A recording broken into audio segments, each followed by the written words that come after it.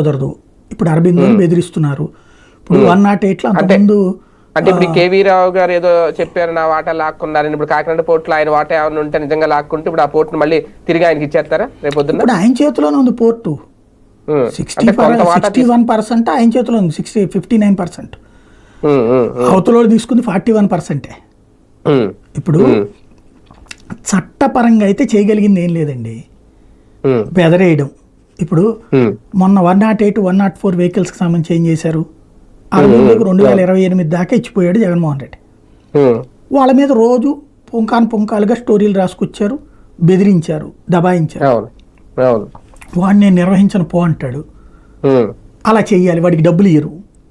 వాడు రేపు పొద్దున వదిలేస్తే అప్పుడు వీళ్ళ తరపున ఎవడో సబ్ కాంట్రాక్టర్ని పెడతారు, మళ్ళీ వీళ్ళ మనిషికి అప్పచెప్పుకుంటారు.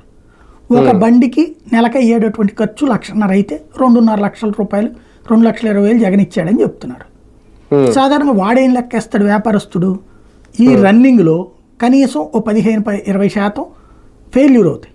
అవి రిపేర్లు చేయించుకోవాలంటే అయ్యే ఖర్చు లెక్కేస్తాడు వాడు.